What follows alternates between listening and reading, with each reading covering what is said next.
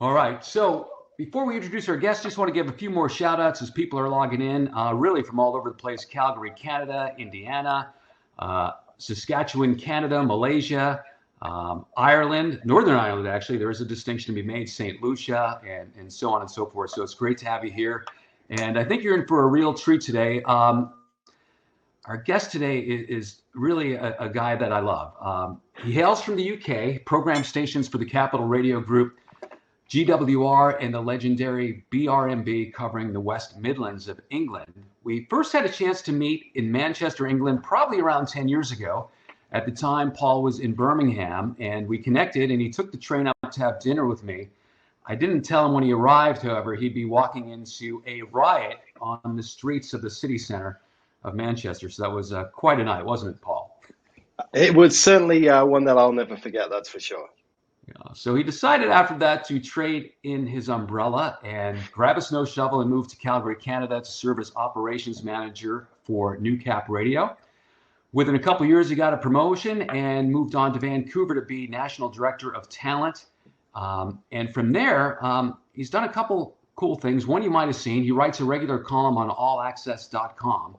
And if you're a talent, I suggest you check it out. It's called The Performance Playbook, comes out every couple of weeks, and it's a very interesting and engaging read. Today, however, his full-time focus is VP of Music Brands and in-house production for Rogers Sports and Media, which is one of the largest broadcasters in Canada. Recently moved to Toronto, so please welcome Paul Kaye. Thanks, Ken.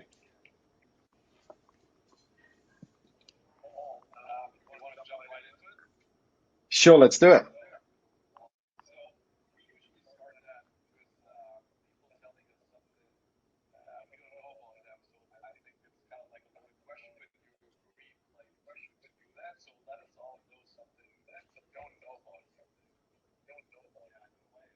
Yeah, I don't know why I agreed to this, but I did. This is something that not many people know at all. Uh, I have a deep desire to write a fiction book, and I have almost finished one. So I'm at that stage now where it needs a decision as to whether I put it out into the world or I leave it on a hard drive. But I'm not sure I want to be rejected by publishers. But I've spent the last 3-4 years working on it, and that's probably my biggest ambition is to have a fiction book published. And what would the subject be? I've written a thriller. Yeah, I've written a thriller. I'm not going to, I think it reveals too much of my dark side if I tell you exactly what it's about. But it's something that is, if I had my wish, it would become a book and then it would become a movie. And then I feel I would have done everything that I wanted to do creative wise in my life. It's quite an ambition, and I hope to see you on Netflix one day. Andy, by the way, I just want to mention, people are saying they're having some trouble hearing you, so maybe you can take a look at your microphone. But Paul, let's jump into the conversation today. You have some incredible quotes. And one that struck me that I saw some months ago was the name of today's webinar, which is called Bits Are Out, Conversations Are In, which is so counter to what radio guys have talked about for years and years about we need bits and benchmarks, but conversations are in, bits are out. What do you mean by that? Yeah, great question.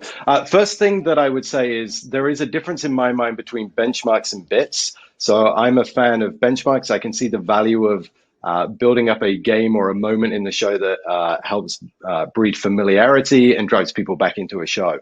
But there is a difference in my mind between bits and conversations. So I would define bits as staged moments in a show, predetermined, forced kind of topics, things that you're doing just to kind of fill the holes on a prep sheet. So the things like birthdays, joke of the day, Tuesday trivia, a parody song for the sake of a parody song, or a phone topic for the sake of a phone topic. Like I heard a phone topic the other day in a major market, and it was how much spice can you handle on your food? Well, I just don't think those kind of topics cut it in 2020. 2021. I don't even think they cut it last year or the year before. And conversations for me are much more fluid, much more organic. If you think about what a conversation is, it's the exchange of ideas, perspectives, thoughts, opinions between people. And there is a sense of unpredictability, organic nature to it. I'm not quite sure where this is going to unfold. And ultimately, we communicate with each other through conversation and the exchange of stories. And I think our job on the radio is to do exactly the same. Talk about things in a casual way, in a way that is about exchanging ideas, thoughts, and opinions, and maybe ending up in a place that we didn't anticipate being in. Because I think for the audience, that's really magical. Like the idea to be part of a journey that is unfolding, to feel like I could add something, I can nod along to something. But that real organic nature is the difference between, I think, a conversation and a bit which is a bit more predetermined, planned. Often bits can be categorized by, I'm doing this because I think it will be good on the radio tomorrow. I'm doing this because I think it will make for good radio. Whereas conversation is, I have something that I want to share. I have an opinion, a perspective, a thought that I want to put out there. And I want to see whether my team, my co-host, or the audience can help build that conversation. Now, I would say it doesn't mean that you can end up in a bit. It doesn't mean that a conversation can organically land in a direction that you'd planned so that you could have a phone topic or a parody song. But it's much more about the journey to get there. Whereas I do think we've relied so heavily on bits and filling holes. Hey, it's Friday and movies come out on Friday. Let's do a movie trivia game. I think those bits are less sticky, less relevant, and less compelling than leaning into conversations. So, I mean, it's provocative to say bits are completely out and conversations are in. Maybe it's about prioritizing more conversations than, relying on bits. But it's certainly the trend and my belief on what makes for great radio. So, Paul, it sounds like this aligns more with the trend we've seen over the years towards the keyword authenticity. But beyond that, I think the thing that might be helpful today is, how does that change the preparation in a show, moving from this bit orientation to just talking about things that are important to the audience? Yeah, I think fundamentally it requires a much greater level of self-awareness, which is something that none of us are actually that good at. We're not very good judges of ourselves. But I think developing your sense of awareness or your self-awareness around how you respond to the world, how you respond to life events, how you respond to things that you read, how you feel, what opinions come to mind. So it's less about, I want to go and talk about X, I want to do this on the show. It's more about understanding, how do I feel about whatever's happening in my life, whatever I've just consumed, and what is it about that I want to share? So I think it's actually a much more reflective way of preparing a show. Now, it doesn't mean that you're not going to think about the direction. You're not just going to throw open the mic the next morning and hope that it goes somewhere. But it's about starting from a position of, here's how I'm feeling about it. Here's my experience. Here's what I want to talk about. We're actually really good at doing it in our everyday lives. Like, we have no problem sparking up a conversation. It comes naturally to us. So I think it's first about being more self-aware of our thoughts and our feelings and our opinions and our perspectives, and then trusting our natural born instincts to just communicate those to other people, rather than having everything scripted or deliberately planned. Let's get into one of your other quotes, because there's a lot of great things that you said, and I think they're just great thought starters for questions here. So, being interesting trumps being funny. Why? Well, look, the first thing I would say again is, like, we've all seen the research that, certainly with morning shows, people want to wake up to a morning show that makes them laugh, that is fun, that is often described as funny. But the reality is, funny is so difficult to deliver, and trying to be funny is actually worse than anything else we can do. It's fatiguing, it's hard work to consume. And the problem with trying to be funny is, often we're not as funny as we think we are. I think a lot of us are all capable of saying funny things, but the act of being funny is really hard. Secondly, funny is subjective. So even if you have fans of your show, one person may love the joke that you've just told, and even this other fan may not find it funny. They may not connect with it. So humor is so difficult to land. And fatiguing to listen to when talent try their hardest to be funny. So this, in my mind, is about shifting our mindset from, I think this will be funny on the show, I'm going to do this because people will find it funny, to, what about this will make the moment interesting. I'll give you a really real example because I heard this on Friday, heading into the weekend for Valentine's Day. I was listening to radio. I heard, one station doing the traditional, the ordinary, the trying to make something out of nothing bit of what do you prefer, flowers or chocolate? They were trying to tell jokes, trying to get the audience to tell jokes, just trying to create funny. I listened to another show that was talking about how you can get bouquets of COVID tests, rapid COVID tests in New York, and they were making jokes about it.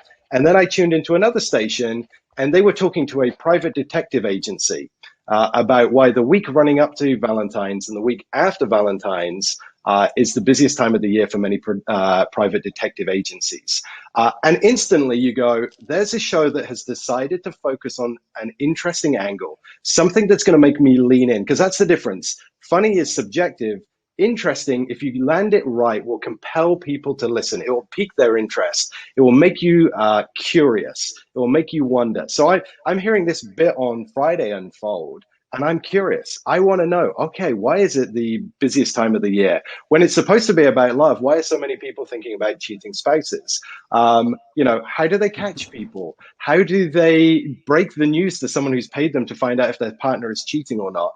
A really rich, deep, multi-layered piece of content that was genuinely interesting. Now, of course, the talent were able to make it fun. They were able to drop some funny lines, but by focusing on what is the most interesting thing I can do here, they were able to create such compelling content that it left their competition, who were also talking about Valentine's Day, kind of in the dust. So I think for me, it's about how you frame things. Rather than thinking about how am I going to make this funny, which is often really hard to deliver, and thinking more about, okay, what's an interesting take? What are the audience going to find interesting? How do I make the audience go, I wonder, I'm curious, this is going to be interesting, rather than making the audience go, okay, I'm ready to laugh. And that's a high expectation. When you set that expectation with an audience of this is going to be funny or I'm a funny show, that bar is really high to reach. I prioritize being interesting. Excellent. Our guest today is Paul Kaye from Rogers in Canada. He's going to be taking your questions in just a little bit. So if you have something, feel free to use the chat box if you're watching on the webinar. Also want to welcome all the folks watching today for the very first time, our webinar in the latest and greatest on social media, Clubhouse. So thanks for joining us.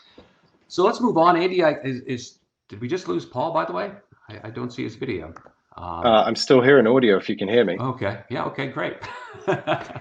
I mentioned Clubhouse and they cut you out of the video. So, and Andy, can we hear you? I don't know. I tried again. No, we're still having difficulty hearing you for some reason. So we'll move on. So Paul, let's talk about another quote of yours that struck us. Your job isn't about giving information anymore. What do you mean by that? Yeah, look, I don't think this is going to come as a surprise to anyone. But, information is so readily accessible to everyone these days, and it comes at me fast and it comes at me wherever I am. So, if you think about where radio had an advantage in the past was probably commuting, probably in the mornings, and we were able to disseminate information. People came to us and wanted to know what had happened overnight. What were the latest news stories? What were the latest entertainment stories? All of the information could be disseminated on the radio. And a lot of shows got by just presenting the information, being that first touch point in a day of giving the audience new information, giving them comfort that something, whether something had happened or not happened overnight. But obviously that's gone. We've all seen the research. You're waking up, you're checking your phone, you're getting the information. I probably have a better sense when I wake up in the morning as to what I'm interested in, what news has broken that's relevant to me, than anyone on the radio can deliver. Caveat being, obviously, information is still important for news-based radio stations, but thinking about music shows, certainly in the mornings, just delivering information isn't going to cut it. Reflecting on the news about Chris Harrison from The Bachelor 12 hours after I saw that break on social media isn't going to cut it. So what you now have to focus on is, how do I make that information matter? How do I make you care about that information? How can I talk about it almost at the mid-conversation point? So, and taking the approach that most of the audience have already heard the information you're about to share. So now they are desperate to hear your take, or for you to make it relevant to their lives, or to help them understand why it may matter to their lives. And I use the Chris Harrison example in Bachelor. For some audiences, that's not about pop culture. That's not a pop culture entertainment story. That's about something far bigger, a far bigger movement. And you can take that piece of information and build an entire conversation around why it's important, why are we having such a hard time, achieving, X or Y or whatever. But it's about taking the information now and making it matter, making people care, finding a different angle. If you are relying on breaking news, information, telling me it's something that happened yesterday, you're already irrelevant, because most consumers already know the information. Now they want your take on it. That's a really great point, and something Absolutely. I've never really given much thought to. And Andy, you are back. Welcome. Whoa, wonderful. So great. I don't know what's happening here. So I apologize, guys. So I'll seem to be working fine, but I don't know. Anyhow, it's working. So Paul, I think my biggest thing is like live and local. I mean, there's so many markets now in the US, Canada, Australia, UK, where operators move away from local shows and content and make that more a regional, even national thing, like we see it in the UK right now. So is this a winning strategy in your opinion? Like, do you believe in that? Is that the right thing to do, basically? Wow, put me on the spot. Like, the first thing Absolutely. I would say, there has been a lot of change, probably out of necessity, in the last 12 months. And that's sad when great talent on and off the air are impacted. In terms of, is it a winning strategy? I don't know. What I do believe is that we have a fundamental flaw in our thinking about what local is. So the first thing that I would say is, the pushback on going national or regional is you're no longer local. Well, there's a lot of radio that is present in a market. So you may have local presence, i.e. I'm sat in a studio in a local market broadcasting to the geography, but I don't think there's any local impact or any local involvement. And by that, I mean, just being in a market doesn't mean you are local. It doesn't mean that the audience are getting great, different local information that impacts their life. It just means you have a presence. So there are many times where I hear local is important, and I tune in to a radio station that tells me local is important, or a talent, and I hear them talking about pop culture and the music for an hour and not even mentioning the market that they're broadcasting to. Absolutely. I think if that is your definition of local, then you will absolutely be beaten, whether it's by a regional talent or a national talent who is compelling, interesting, entertaining, and resonating with your target audience. My true belief is great talent that is live and in the moment with me. And I think, we're on Clubhouse right now, so we know that live audio is important because it has that sense of anything can happen, it's unfolding now. And local, where it actually delivers something of meaning and impact to the audience, is the holy grail. I don't think we do a good enough job of that. It's a blanket statement. I think if you flick around the dial around the world, you will hear lots of stations and talent that claim to be local who don't talk about anything local.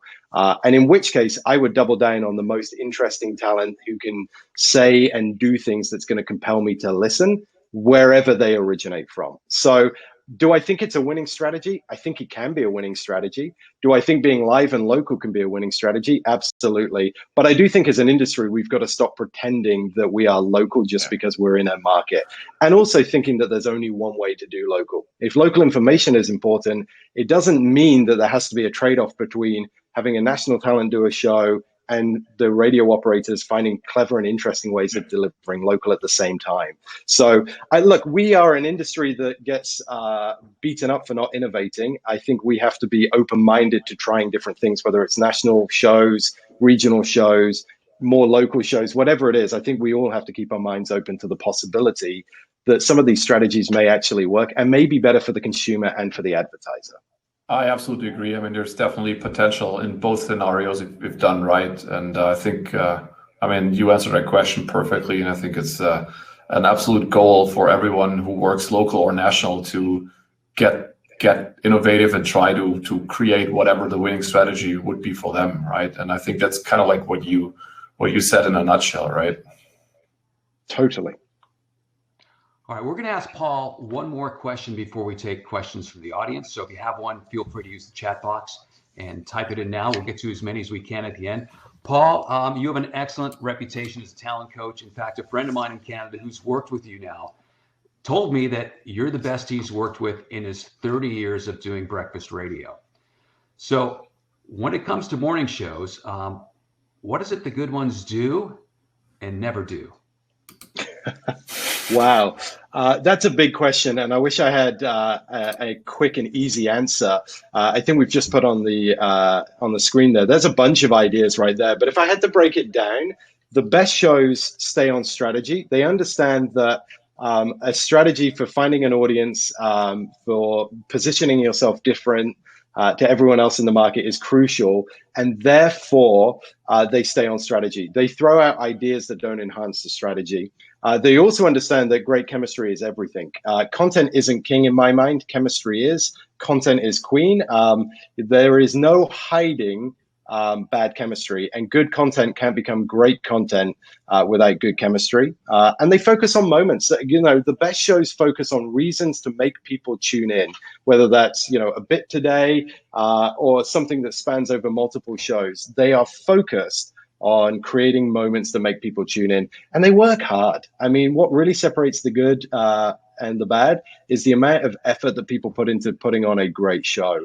The good shows don't take the audience for granted. They work exceptionally hard to win the audience every single day. So that's what the great ones do. And on the flip side, the ones that aren't so good, they do take the audience for granted. They don't work hard enough to win the audience every single day. They assume that winning, you know, for 5 years in a row is going to get them the win the next day. So they don't work hard enough. They're often a bit too lazy.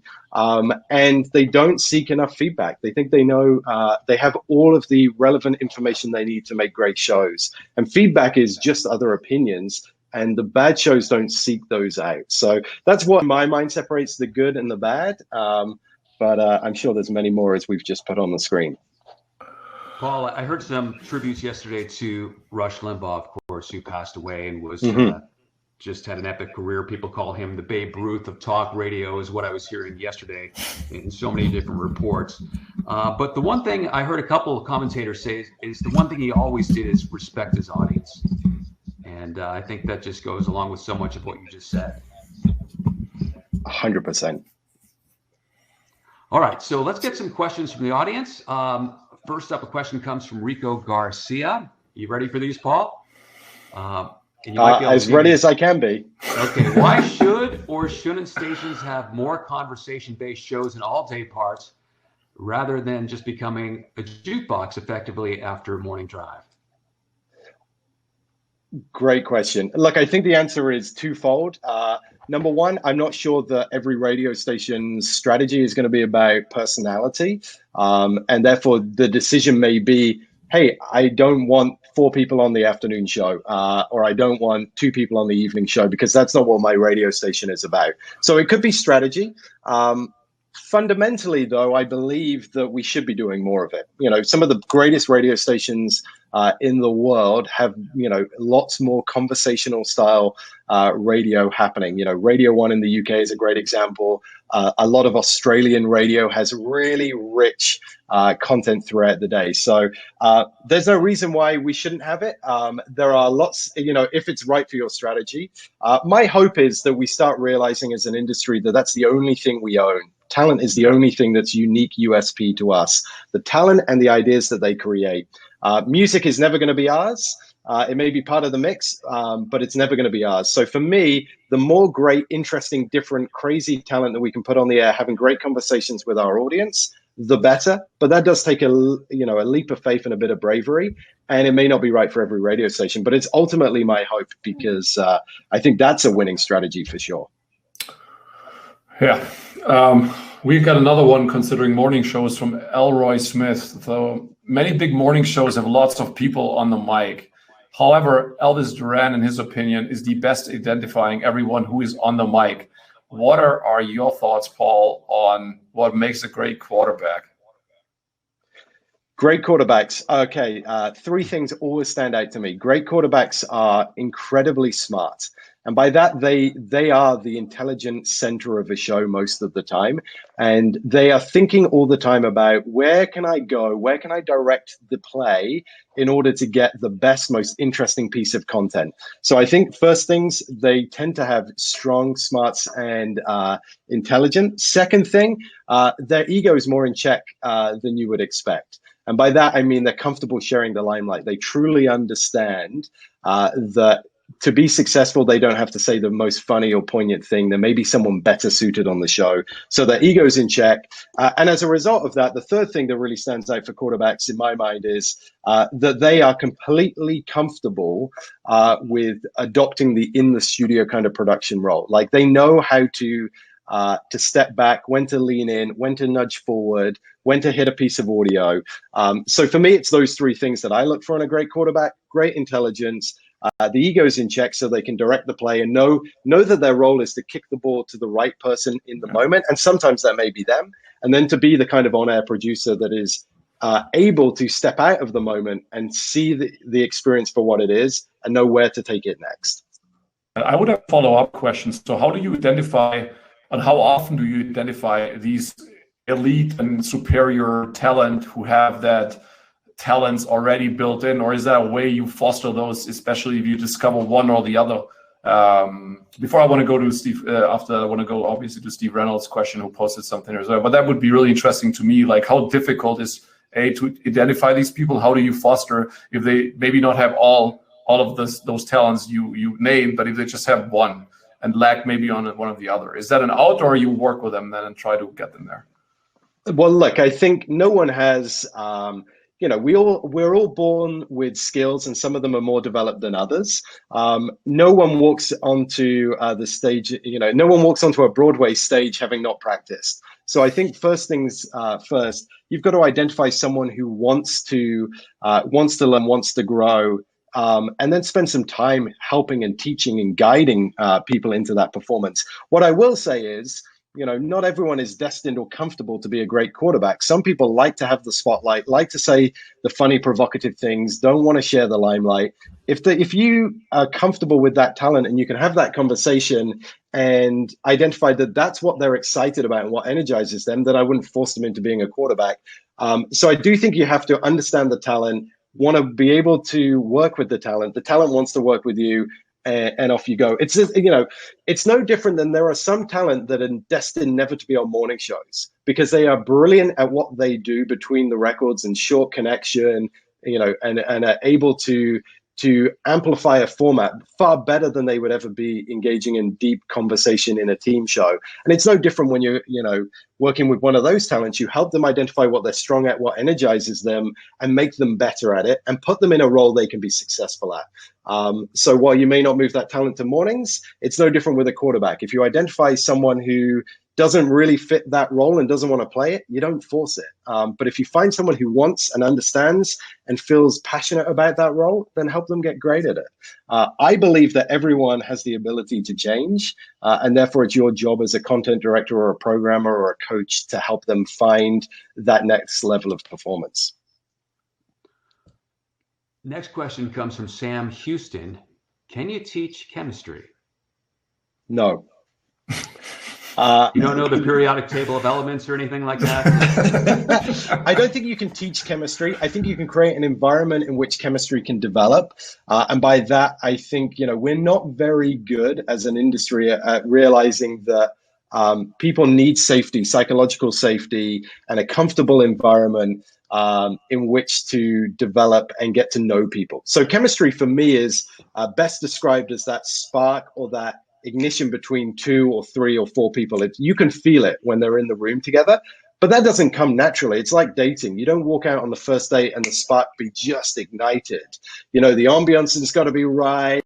You got to be interested in the other person. You take it slow. The second date, things are starting to build and build and build. It's no different with casting shows. Your job, first of all, is to find people that share enough in common, because people don't hang out with people that are radically different, have enough differences, genuinely interested in getting to know each other, and then creating an environment, in which they can truly get to know each other and see if that spark will develop. We rush, I think, in radio and generally in content creation with team shows to put it on the air.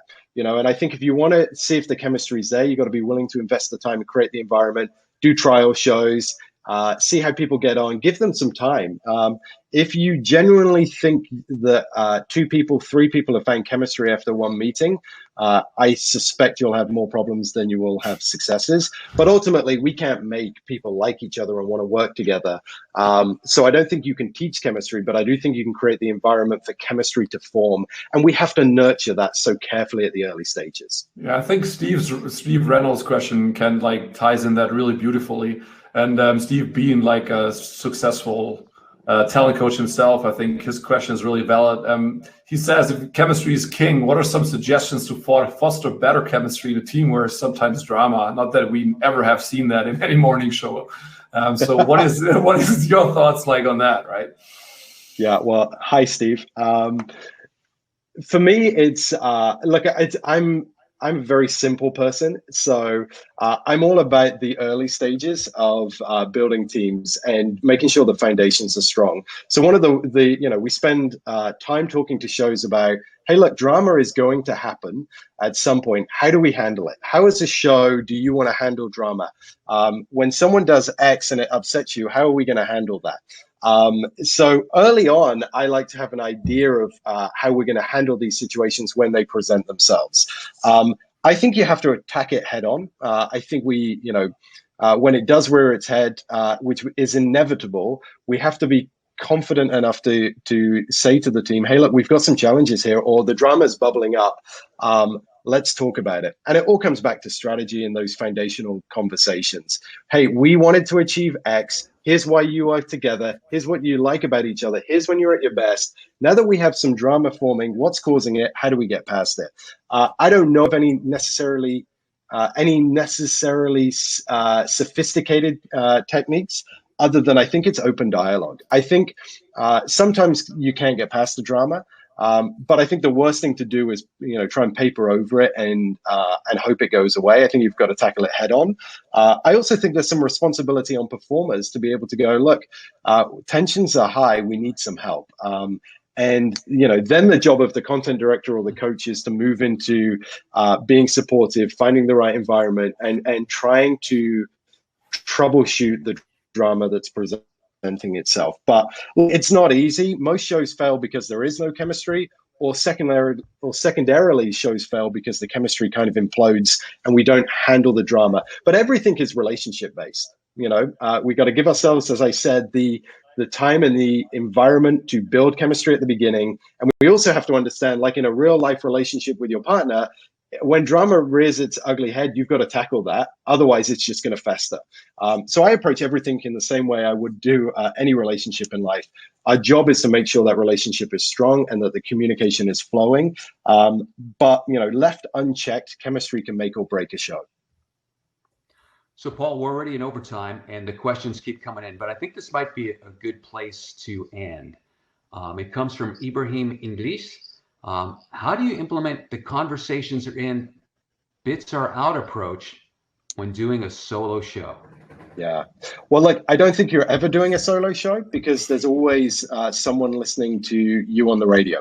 So there's always 2 people, no matter who's on the air, at least 2 people listening. So you've got to imagine you're in a conversation with the audience.